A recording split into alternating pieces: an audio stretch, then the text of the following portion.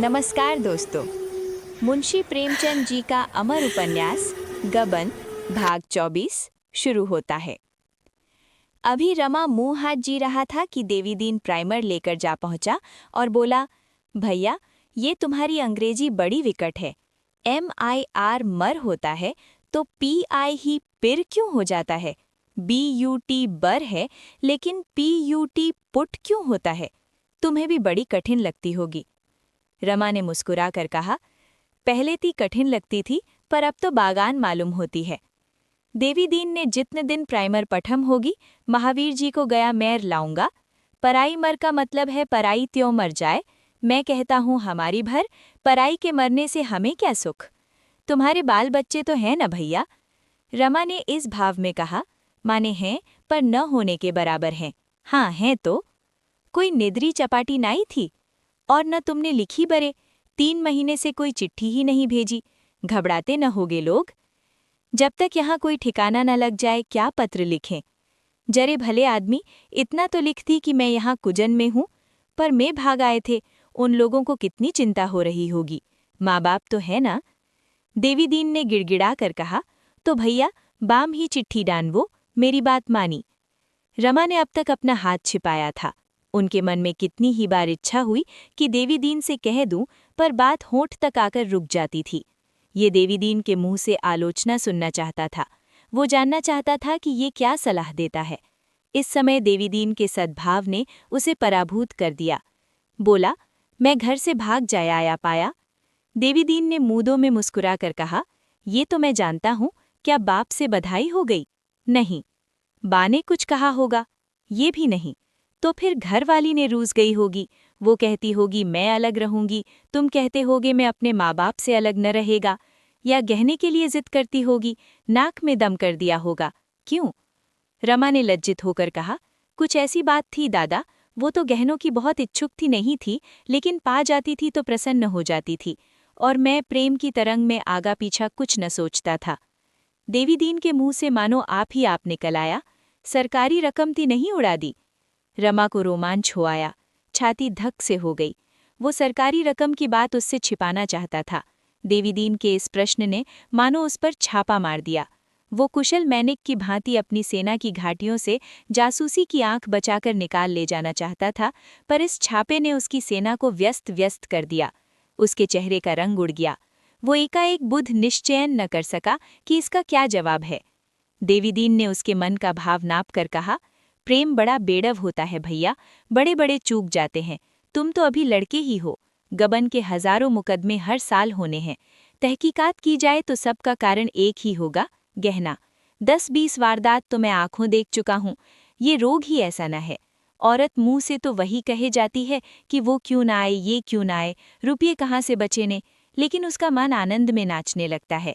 वहीं एक बापू रहते थे, बेचारे ने छुरी से गला काट लिया।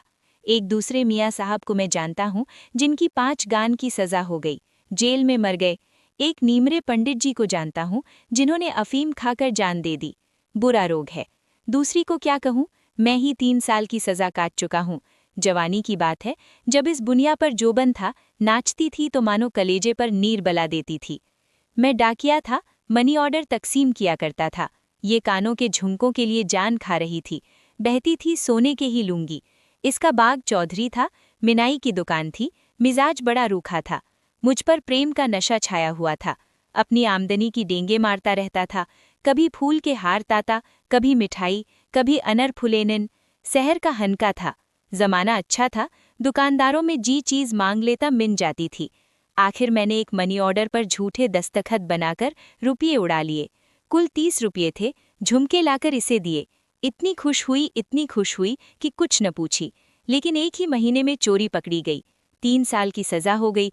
सजा काटकर निकला तो यहाँ भाग आया, फिर कभी घर नहीं गया। ये मुंह कैसे दिखाता? हाँ, पर पच भेज दिया।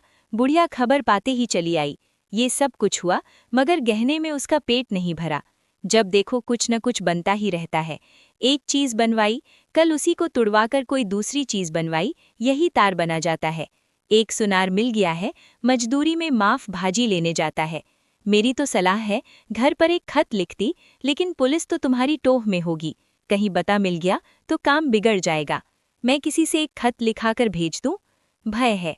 रमा ने आग्रहपूर्वक कहा, नहीं दादा, दया करो, अनर्थ हो जाएगा। पुलिस से ज्यादा तो मुझे जिन घर बातों वालों की का। वो अनुभव ना होने के कारण महाकर नात्रे समझता था, उन्हें इस बूढ़े ने निर्मूल कर दिया। और बूढ़ा शेखी बाजों में नहीं है, वो मुंह से जो कहता है उसे पूरा कर दिखाने की सामर्थ्य रखता है। उसने सोचा, तो क्या मैं सचमुच देवी दीन के साथ पर चना जाऊं? यहाँ कुछ रुपए मिल जाते तो नई मूरे बनवा लेता, फिर जानने जाता। वो उस अफसर की वल्गना करने लगा। जब वो नया सूट पहने हुए घर पहुंचेगा, उसे देखते ही गोशी और विश्वंभर दौड़ेंगे, भैया जाएं मैया आएं। दादा निकल आएंगे। अम्मा को पहले विश्वास ना होगा, मगर जब दादा जाकर कहेंगे हाँ आ तो गए, तब ये रोती हुई द्वार की ओर चलेंगी। उसी वक्त में पहुंचकर उनके पैरों पर फैर पड़ेगा। जालपा वहां न आएगी, वो मान किए बैठी रहेगी।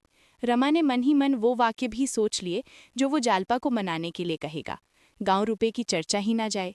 इस विषय पर वो कहते हुए सभी को संकोच होगा। अपने प्रियजनों से जब कोई अपराध हो जाता है तो हम उसे छिड़क कर उसे दुखी नहीं करते, चाहते हैं कि उस बात का उसे ध्यान ही ना आए। उनके साथ ऐसा व्यवहार करते हैं कि उसे हमारी ओर से जरा भी भ्रम ना हो, वो भूलकर भी वो ना समझे कि मेरी अपकीर्ति हो रही है। देवी दीन ने पूछा, क्या सोच रहे हो, चलोगे तो? रमा ने दबी जबान से कहा, तुम्हारी इतनी दया है तो चलूंगा, मगर पहले तुम्हें मेरे घर जाकर पूरा पूरा समाचार लाना पड़ेगा। अगर मेरा मन ना भरा तो मैं लौट आऊंगा। देवी दीन ने दृढ़ता से कहा, मंजूर। रमा ने संकोच में आंखें नीची करके कहा, एक बात और है। देवी दीन, क्या बात है, कहिए। मुझे कुछ कपड़े बनवाने पड़ेंगे। बन जाएंगे, मैं घर पहुंचकर तुम्हारे रुपए पिला दूंगा। ये भाग समाप्त हुआ, लेकिन उपन्यास अभी बाकी है। मिलते हैं अगले भाग में। धन्यवाद।